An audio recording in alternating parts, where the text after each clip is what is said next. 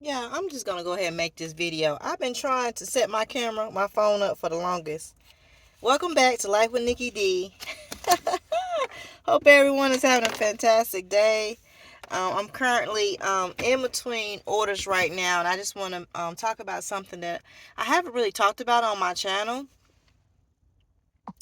Um, and I just want to talk to you all about um, budgeting money as a gig worker. That's the title of this video, unless I decide to change it once we get into it more. Like I said, I'm in the middle of waiting for orders. So far today, this is in regards to gig work, okay? So far today, I've made $85.70. It's still early. Currently, it's only like 1:40 in the afternoon. I still have time to make at least $100, if not more. But the thing about gig work is, first of all, if you're using this for your main income, is knowing how much your bills are.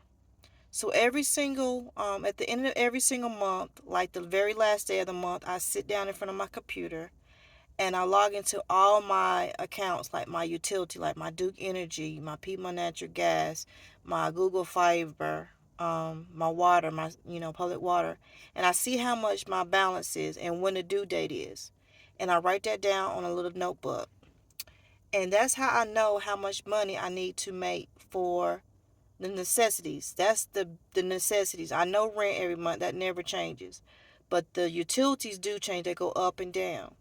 And if you're using gig work to solely provide and take care of yourself, you need to know what your numbers are. You don't need to just be out here willy nilly, unless you're trying to do gig work to make extra money to save for something or pay off debt.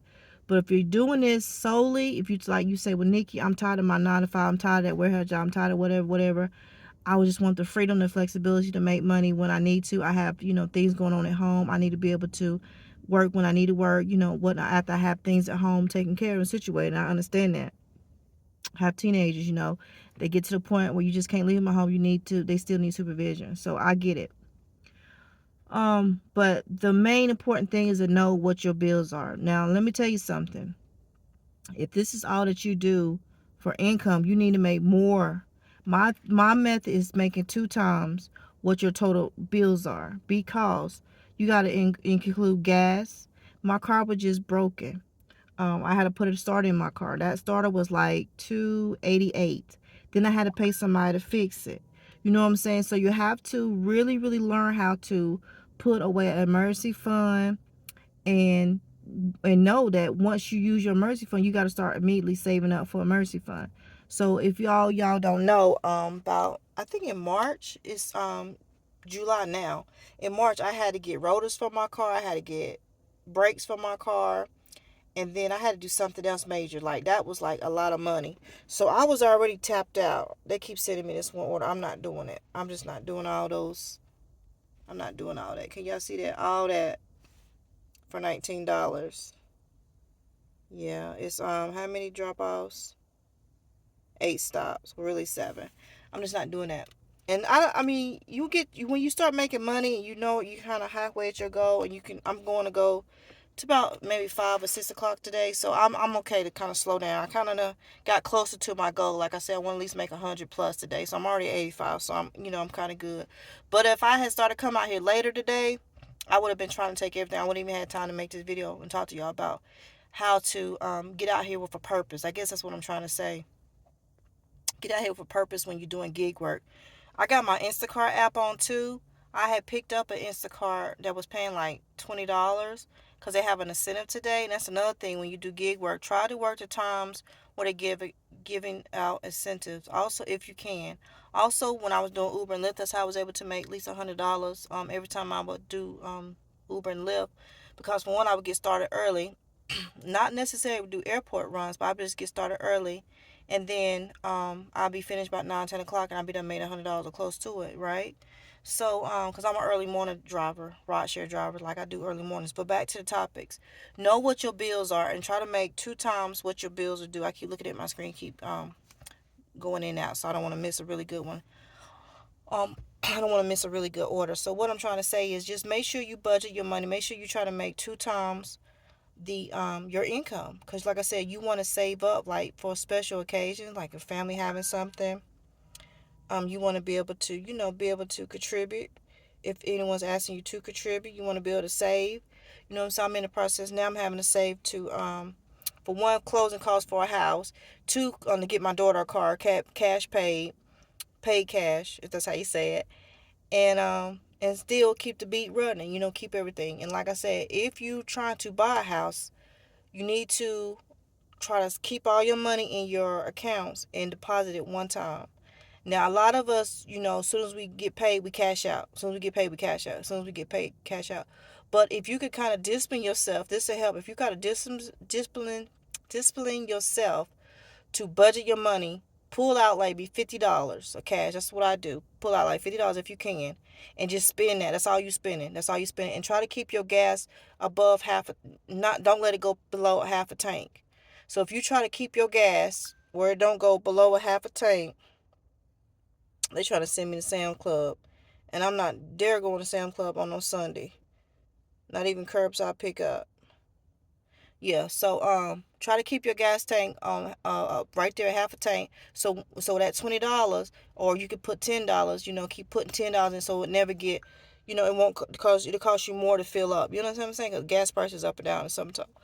So that's one thing you could think about, you know what I'm saying, whenever you're doing gig work. You don't never want to be like, okay, it's the weekend. The weekends you go hard, you work, long hours, long days, on weekends. If that's the only time you have. You want to make sure you have gas allocated for that. And also you want to make sure, if it's all you do on the weekend, that you have gas. If you have a 9 to 5 or another job Monday through Friday, that you have gas to get to work. Because you don't want to run all your gas out on the weekends trying to do gig work. You know what I'm saying? So you just really got to be disciplined to do this and have an exit plan. Um, when you're doing this. You know what I'm saying? Have an exit plan, what you want to do, how you want to do it, and why you're doing it for. Some people do it because they're bored. Maybe they retire. Maybe, they're just trying to contribute to the household, bring in second income. Or maybe that's all you got to do. You thugging it out. You doing what you got to do. You're on survival mode. You know what I'm saying? If you don't get out here and make something shake and bake, don't nothing happen. So just know what your purpose is. But budgeting money as a gig worker is not hard. You just have to try to find people like myself, listen to, what we're trying to tell you, what we've experienced, what I've gone through, and just try to say, log in. If you don't, a lot of people do paperless bills. You know what I'm saying? My main thing, what I'm trying to get across with this video, is that know what your bills are and try to generate 2 times income what your bills are.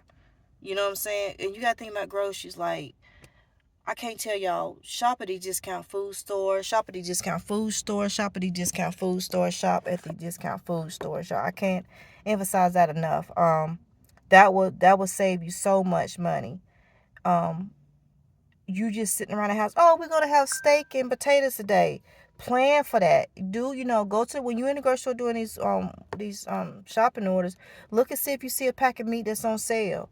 You know what I'm saying? Grab it separate from the shopper's order, but be packing, stocking up on your meats. You know what I'm saying? That's one thing you can do.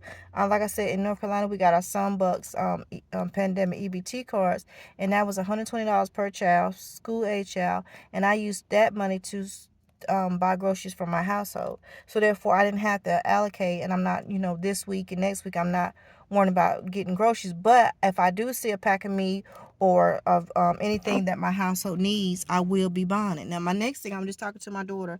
I said, well, since these orders ain't coming in good, I do need to go or on the app or go to Walgreens or CVS and see what type of paper towel items they have. Not paper towels, household items they have. Like, we need toilet tissue.